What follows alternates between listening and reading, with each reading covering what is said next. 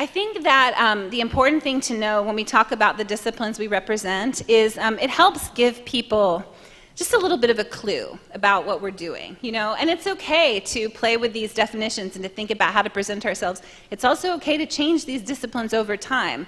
I'm guessing, I know my own path. Like, I can tell the story of my path. It looks very linear, as if I planned it 10, 20 years ago. But that's because you get trained to tell that story. And you get habituated to tell that. But in my experience, most of the scholars, most of the people I know who've made it through a PhD program and a postdoc and are now on faculty have taken a very windy path. And that's, I think, more normative than not. Does that sound about right, faculty? Yeah. And that's okay. And I know sometimes at this level we feel like, well, I said I'm biology. That means I'm always biology. I can never deviate.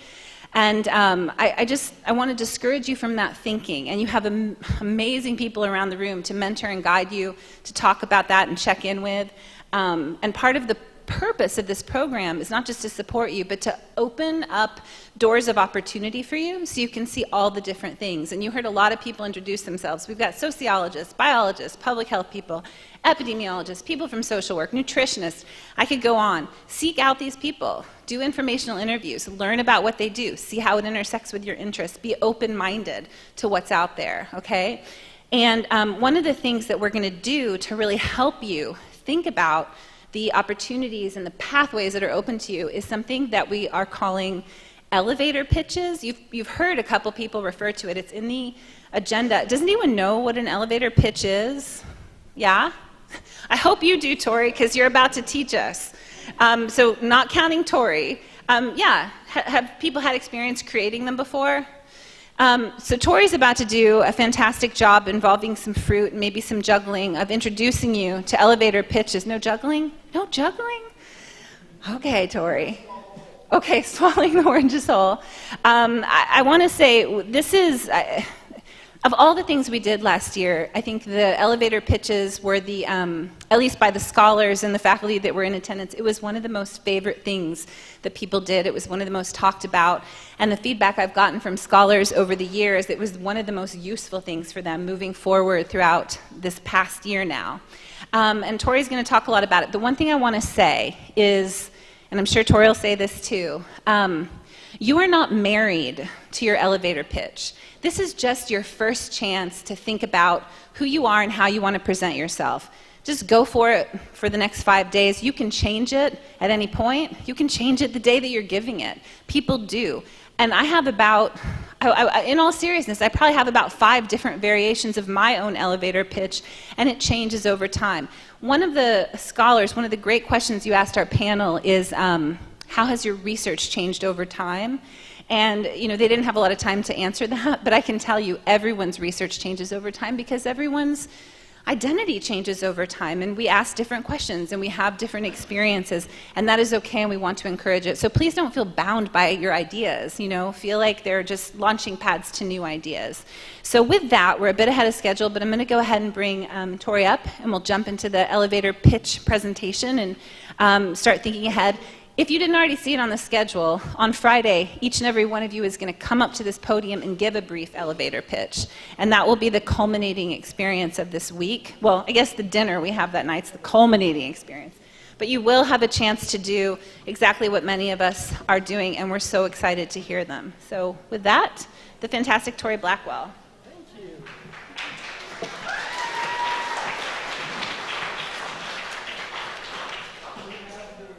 Portable. Okay. This one sounds like it's working. Hi, I am Tori Blackwell. I introduced myself a little bit earlier. So we're going to be talking about elevator pitches. As Don mentioned, some of the things that go into the elevator pitch you've probably been hearing just in this first day. The 2 words that had occurred to me that might be a better starting point are how and why. So many, many years ago, probably about 8 or 9 years ago, when after my wife and I had our first child, I was driving on the highway and listening to an interview with Neil deGrasse Tyson. Woohoo! And I had this little, like, 8-month-old who was doing all sorts of crazy things. He was rolling things out into the carpet. He was dumping containers of water and containers of milk. He was flinging food across the table at us and at other people. And I kept thinking to myself, this is horrible. I need to stop him from doing these things. So as I'm listening to this interview, Dr. Tyson is explaining how his daughter would take water and she would pour it out on the table. And he would go, that's an experiment. You know what she's doing? She's trying to figure out what this water does. First, she's asking the question, what is this thing in front of me? And she figures out it's a cup. Then the next question is, what's in this cup? Oh, it's water. And then she would pour the water out, and you could see that she would take her finger and she would play with it, and she would watch how the water would go around and make little balls, and the balls would come back together. She would do all these things with water. She was asking questions and being curious. So when you're a parent and the kid pours the water out, you should let them ask those why and how questions and be curious. Maintain that curiosity. And I said, Neil, you are crazy because you didn't have to clean any of that up. So over time, I developed a nice little balance between me and now my 2 children and all the crazy experiments that they ask and try to do, freezing things in our freezer. There's never a day that I open up the freezer and something new does not surprise me. But that's good because they're asking how, why, and being curious. So the first activity that I want to do involves you thinking about those 2 questions of how and why, and it involves something very similar or very basic, an orange. In fact, these are little clementines.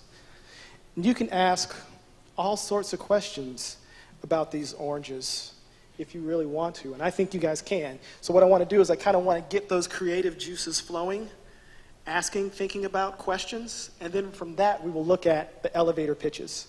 So I'm going to come around and I'm going to bring an orange to each table and give it to someone and let them think about, or let them give me the question that they would ask about this orange. So take a moment to think about what you might ask about this orange. I'm going to walk around and hand out oranges. And as I'm walking, I will share with you maybe a question that I might ask an orange. So you have the orange when I come back.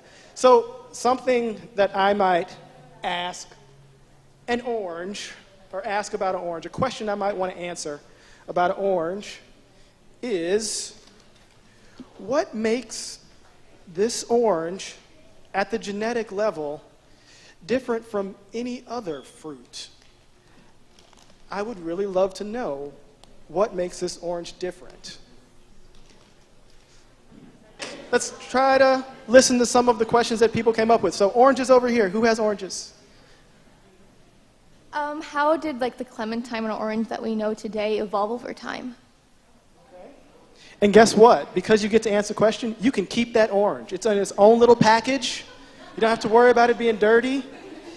Why is it naturally encased in its own little shell? Okay. All right. Were you genetically modified?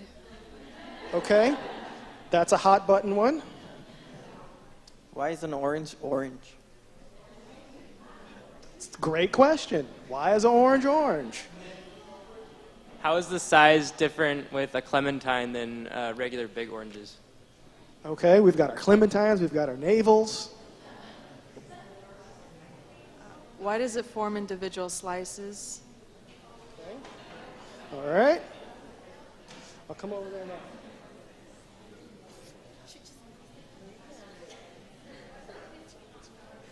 Do you need a moment? Okay, I'll give you a moment. Okay. Who has the orange? What is the ratio of the juice or liquid to the solid parts of the clementine? Right over there, right over there. Are we ready? Sure. Why is the peel bitter than the inside? We have 2 over here. Do you have sugar in you? Sugar. Oh, okay. Why are these easier to peel than other oranges? Because I have a 7-year-old, that's why. Why is the peel on mine rough and hers is smooth? Okay. Uh-oh.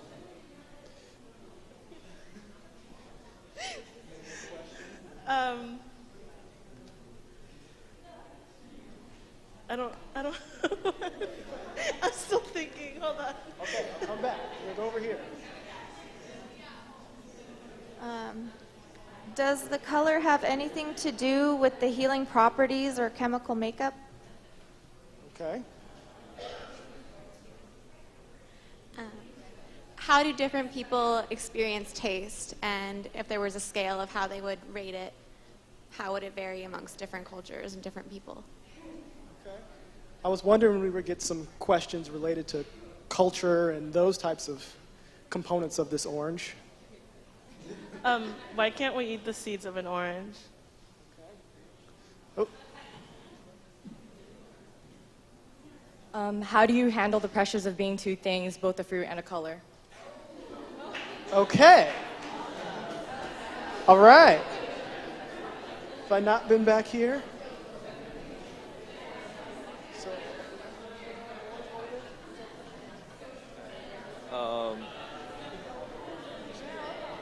Hello? Okay. Which part of the orange contains more minerals? Contains more what? Minerals, okay. Which part contains more minerals, okay? Why can't I eat the orange now? The question of the day. I don't think I've gotten this table. So who has the orange? Who's our question asker? Where did you originally come from? Like, where did it grow originally? We just had a researcher here working at CSAs. That would be a great question for that person, right? And then our faculty to wrap things up. How many people had jobs because of this orange? That's a great question, right? Did I miss any tables? Did everyone get their orange questions? Oh, okay. Has the orange always had a peel, or has it come about evolutionary over time to make itself less appealing? Since there are no words that rhyme with orange in English, are there words that rhyme with orange in other languages? Okay. All right. And again, you get to keep your orange. And to answer the question, when can you eat the orange? I suppose now. I don't. There's nothing preventing you. So, what's interesting about that activity is, one, like just from passing out the oranges, you can hear how much thought people are putting into the types of questions that you can ask this orange. If you listen to those questions, you will hear some of those questions were actually kind of similar. There were 3 or 4 people that wanted to know about properties of the orange peel, whether it was nutritional value, whether it was color, whether it was... So what is this elevator pitch? You can see people are already breaking out their notebooks. All right, an elevator pitch is essentially about a 1-minute presentation about what your research interests are and what you're currently working on. We call it an elevator pitch because you can imagine an elevator ride. You come up to the elevator door, you push the button, you wait 10 or 15 seconds, you get on the elevator, push the button, you wait 20 or 30 seconds to get to the next floor, the doors open up, you walk out, there's usually another 5 or 10 seconds there, and then the 2 parties make their way to separate locations. It's about a 1-minute process. Now, there are 2 ways you could ride the elevator. You could ride the elevator like this. It's very uncomfortable, especially if you're at a scientific convention of some sort and you're trying to do some networking. It's very uncomfortable. Or you can ride the elevator with, oh, hi, yeah, my name's Tori Blackwell, I do blah, blah, blah, and here's a little bit of spiel about what I do, what do you do? So it actually gives you a nice way to interact with another person while you're in a lot of different social events. I like to think of it as it is a way to prevent science wallflowers. Right, you now have your icebreaker ready. Again, as far as ways to share it, a lot of times it's going to be informal. A lot of times it'll just be you're at a convention, you're visiting someone else's lab, you run into somebody while you're having coffee, and they say, hey, what do you do? And this is kind of your response to that question. Let's see, what else can we think about? We're going to use them often today while we're interacting with other scholars. But like I said, you'll use these elevator pitches all the time.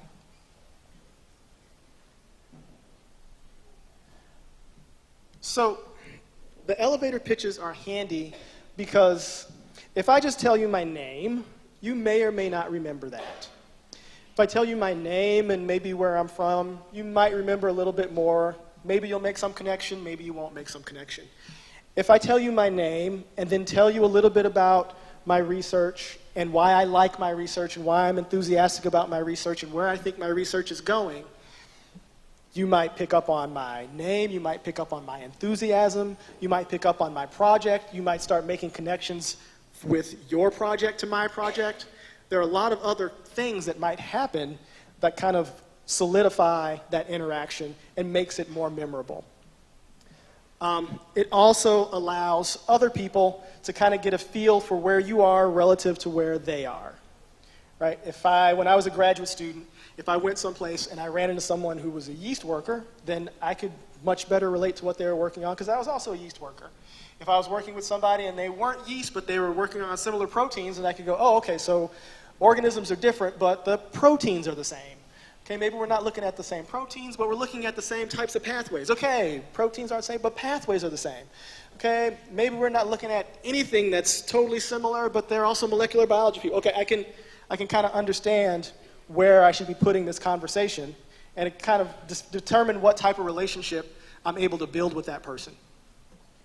And again, as far as opening those doors to other opportunities and conversations, the number of times that after the meeting, someone sits down next to somebody else, gives their elevator pitch, the other person gives their elevator pitch, and they say, hey, you ever thought about doing this project? And the other person goes, yeah, but I've never been able to find somebody else that was interested in it because I've got all the people, but I don't have any of the equipment.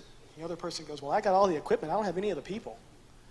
Right? So, bam, you've got a collaboration. Right? So a lot of that, like I said, comes through that mentoring.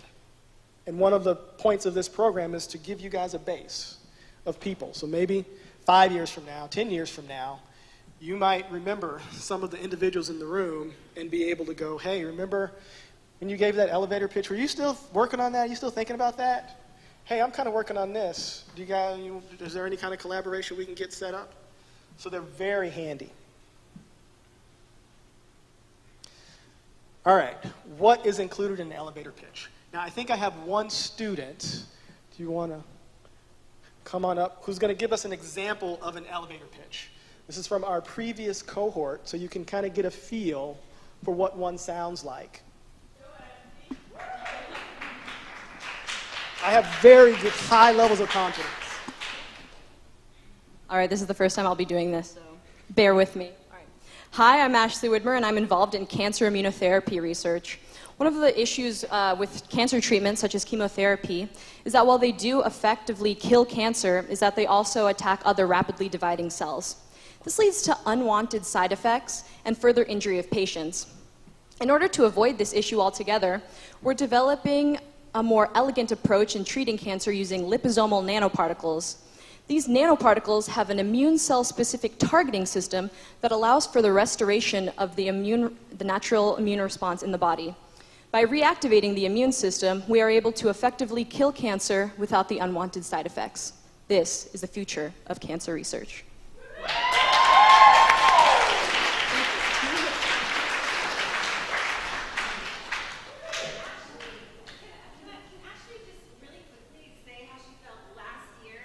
Yes.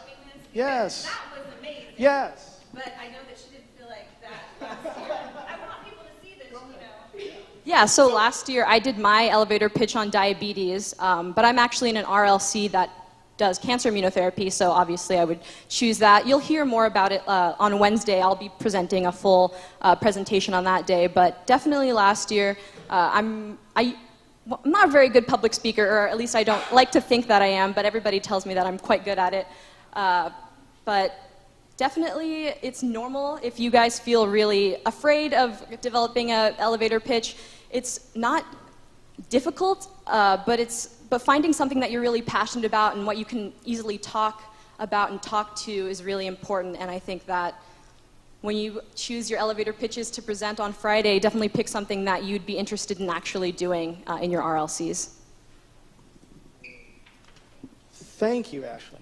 So, a few things that like I said, like she said, like you've heard probably 2 or 3 times now, you are not required to take your elevator pitch and make this the next 5 years of your life, right? This is more of a tool that we're going to learn how to use that really is just, it's probably for most people are going to be their first time putting together an elevator pitch. You're going to get better at it. You're going to be great at it. So the first time it's going to feel really uncomfortable. It's going to be like riding a bike. Everybody probably knows how to ride a bike, or at least a lot of you probably know how to ride a bike. And you just forget that the first time you kind of fell over and it hurt a little bit, but you got back up. So it's okay if it feels a little wobbly and shaky at times, because eventually you'll be able to master this skill. You'll be great at it. I won't lie to you, I was probably a third-year graduate student before I even realized I needed to have this skill. I kept wondering to myself, why is it that people just wander away from me when we have these parties and I tell them what I do? It's because I told it in a very boring way that took about 25 minutes. So you wander away from that. 1 minute is workable. All right? Now, in her, probably I think that might have been about 45-second speech, she essentially hit all of these 4 items, right? Her topic, she led right with that topic. The problem that she's trying to address, that was essentially what, maybe her second or third sentence was the problem that she was trying to address. And then, why is that problem interesting and important? And I think that becomes really critical, because questions are great. I mean, you guys were asking lots of questions about those oranges. Questions are great. The next question becomes, so what? Right? Why should anybody care about your question? And that's really one of the key things that you want to hit as part of your elevator pitch. One, it gives you a chance to get your enthusiasm out there, because when you're probably talking about why you should care about my project, if you tell me why you care and it's like, you should care about this because it's really great, then the person on the other side is going to go, they don't think that's really great. But if you tell me that it's really great and you're engaged in your project, then I'm going to go, wow, that's a really great project. That's energy. That's the kind of thing that people pick up on. The other reason is if that other person is a collaborator and they're thinking about working with you, they do want to know, what the big end game is. What's the point of your question, right? So you always want to be cognizant of that, so what, right? It also comes in handy because doing research costs money. And you got to be able to answer that so what for all those people that are going to want to give you guys money. Because when we're done, people are going to want to give you guys money, right? We're training you to be hopefully successful researchers, and that's a component of that. So you're going to be able to answer that so what, because you're going to have to answer it in lots of places. And then where does your work fit, right? Big picture. How does your work fit within psychology? How does your work fit within some subsection of psychology? How does your work fit in science, right? All of that, if you can get that into your elevator pitch, that's great. All right, so here's a little bit more as far as how you put your pitch together. And again, these are your 3 key items. What is your topic? And again, we're going to do our final pitches on Friday. If you have a topic and you feel comfortable with it, you've already come into the room with great things that you want to accomplish, that's great. You have a topic. But we understand, we know some people are still working on that, right? Still trying to figure out exactly what that sweet spot in research is for them. So try to pick something that you feel comfortable with, something that you think you can kind of engage with and think about between now and Friday. But again, just know that it's okay to change your mind and pick something else at a later date, or on Tuesday, or on Thursday, right? That's okay. Again, make sure that you're making it clear what that problem is. What is the question you're trying to ask, right? So that the person you're talking with gets a feel for that. And then the better feel they have for the question you're asking, the better the feedback you can get from that person. both when you're using your elevator pitch, you know, in a live situation, and as we're helping you develop your elevator pitches. And always think about that so what? What's the point? What's the big picture? Why do we need to be asking this question and answering this question?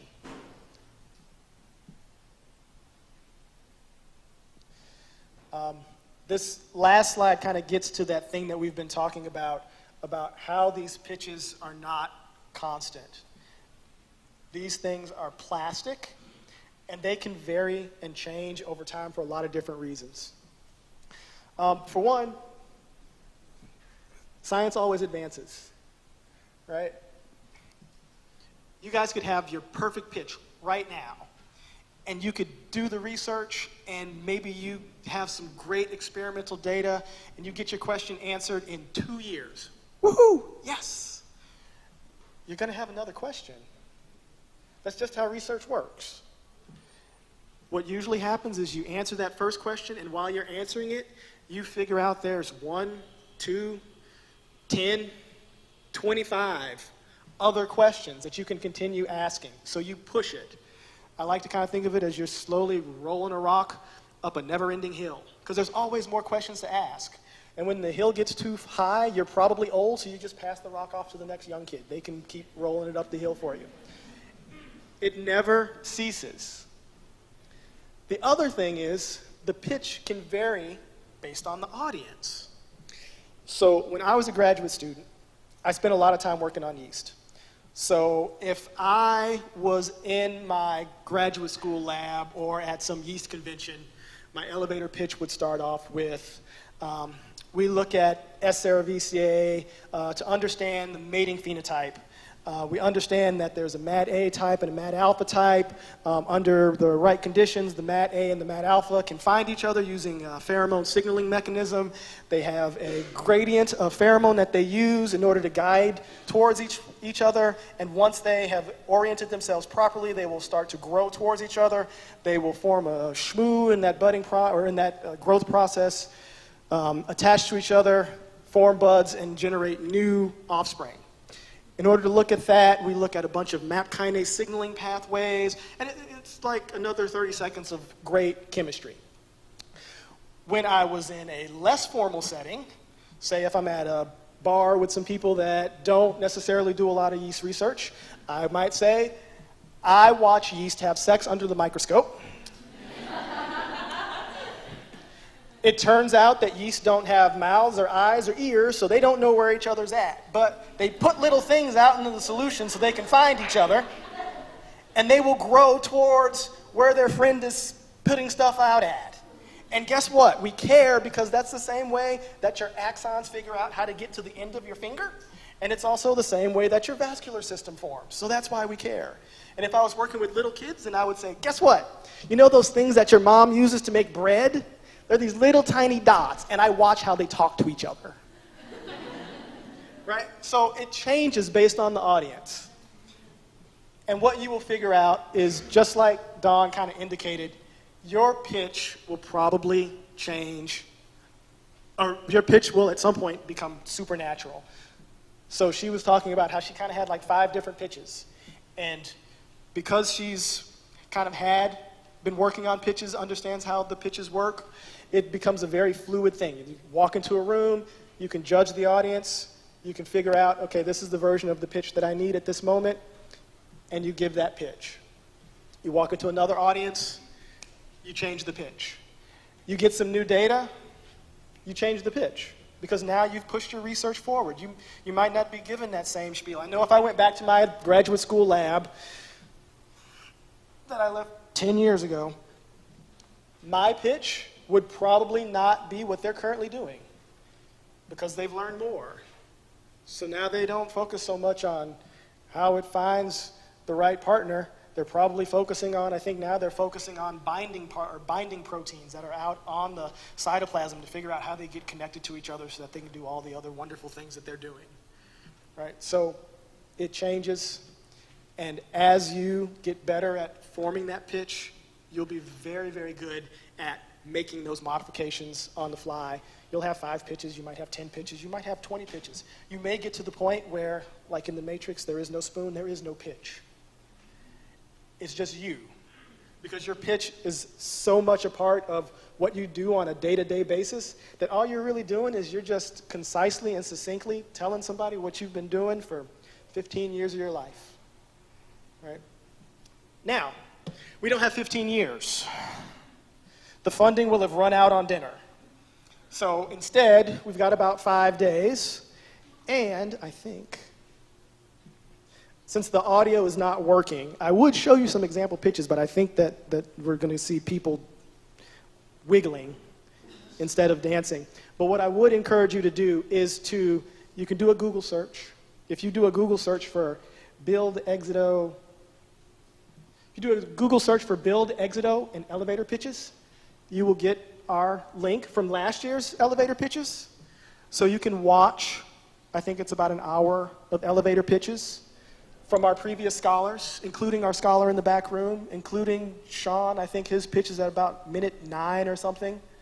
I guess if you're really good with funky letters and numbers, you could write that down. But I guarantee you, if you do a Google search of BUILD EXITO elevator pitches, this is like the second link. It's very high. So you can see some examples. What else do I want to mention? Yes. You should. I know there's no microphone over there. And we don't have any over here. Thank you. Sorry to jump in, but it just, as you were talking, it reminded me, in addition to what you'll see on the elevator pitches, are you, me, and Adam, remember, giving feedback after every 5 or 10, was it, pitches? 4 or 5? We won't do that this year because we have 3 times as many people. But what I want to say is this is something that so many scholars mentioned to me last year. And Ashley, I don't know if you've experienced this also, but you would have your pitch ready and then you would hear someone, you would think, oh, I wish I said that. That's exactly what I wanted to say. Did you have that? Yeah. They got better and better, right?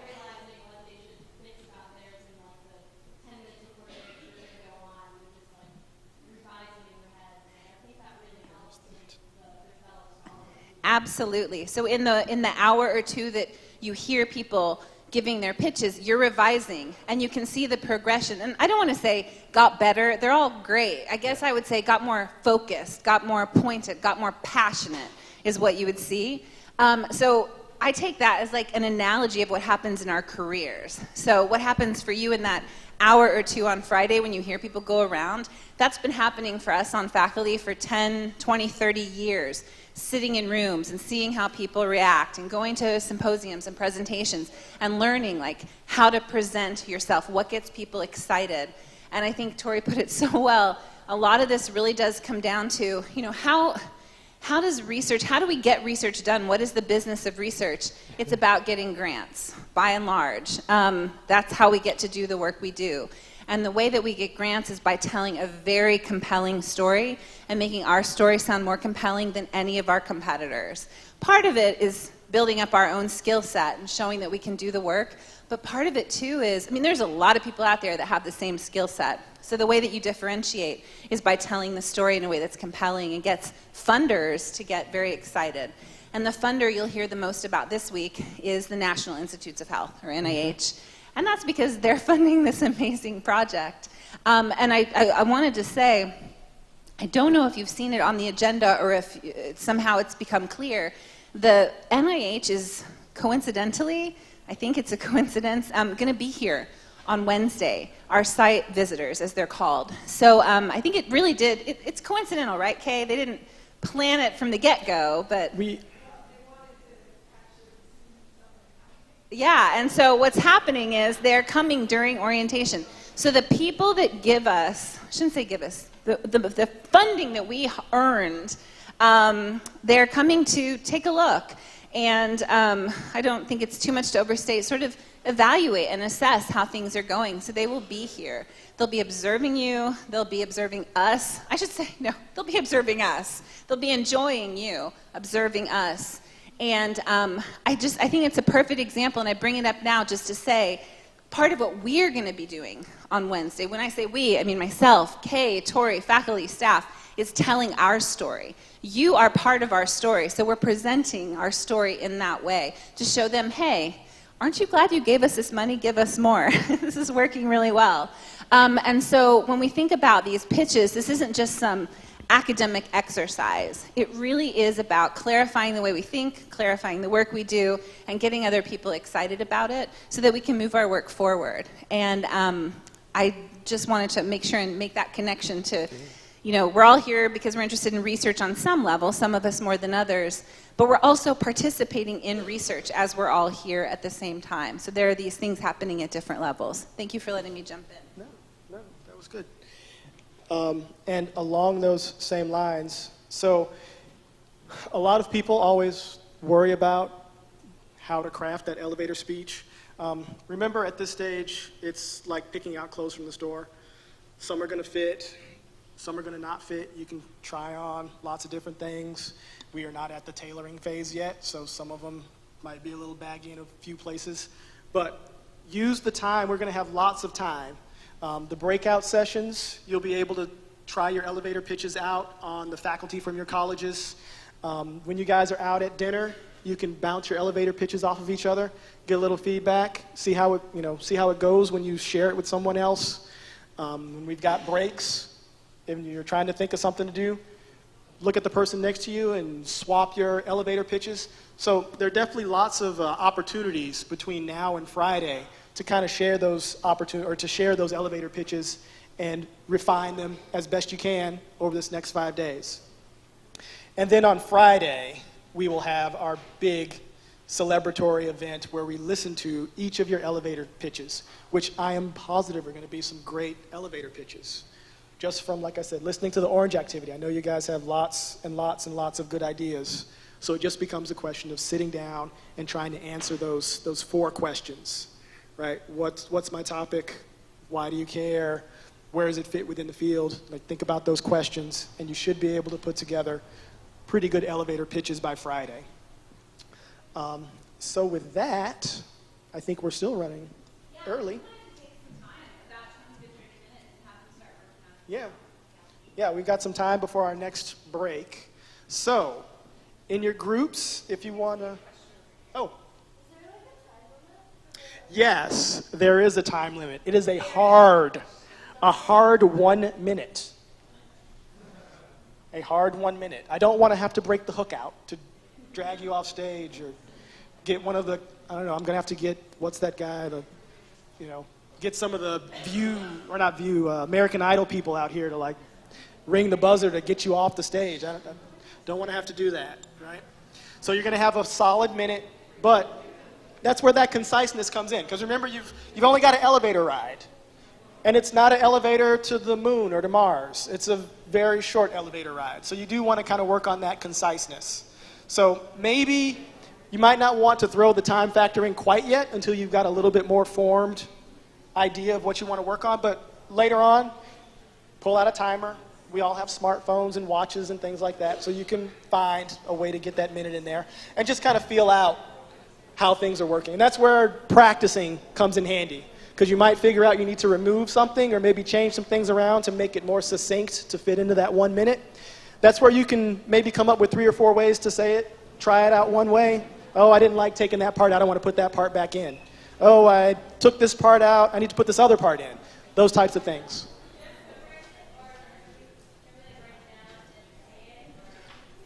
Note cards work okay. We had students last year that used a note card to kind of keep them on track, make sure they hit all the high notes. Like I said, we haven't given you like 10 years to do it yet, so it's probably not all going to be in there yet, so that's fine. Can you repeat the question? Oh, sure. She wanted to know if a note card would be appropriate, would be allowed. Yes, because of course you haven't had a lot of time to develop these yet, so you don't have all of that information memorized at this point, so that's fine. Uh-oh. This room has really bad acoustics. I know it's been a long day. It's going to be a long day every day. I'd really like to ask you, when we're in session and we have a presenter up here who's speaking, that we show them respect. I know it's very tempting. I've been doing it myself. It's very hard to hear the questions. We're recording the sessions for the 5 scholars who aren't here. So we want to get great sound. I know we all know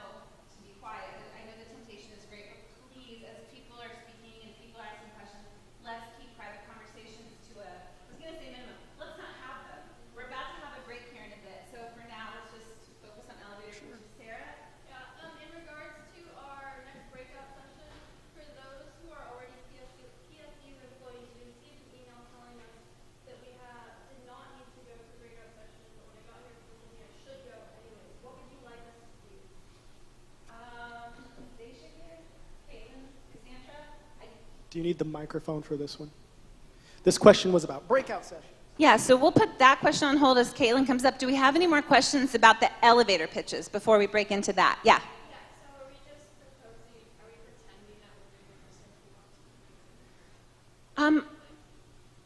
I wouldn't say necessarily pretending. I would say, what are your questions that you have, and what are, to do your best to sort of address those from a.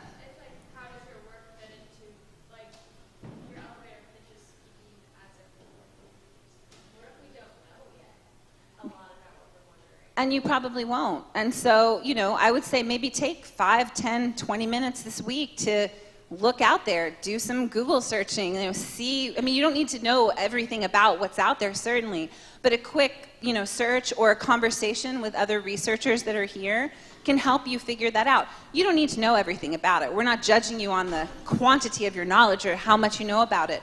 But yeah, we want to have some sense of where you're coming from. So I would say don't pretend, but don't feel like you have to be completely thorough either. Just do your best to get a sense of what's out there. Does that help? Tori, anything to add? No, I think that's a good way to think about it. I wouldn't say an imaginary thing you're never going to do, because then you won't have any enthusiasm behind whatever the question is that you put out there. So at least something that you're interested in. It might not be fully fleshed out, but if you've got some interest in it, go ahead, take the 10 or 15 minutes, 20 minutes to do a little bit of background research if you can, and then put together a decent question, and that'll sound a lot better than just any made-up question.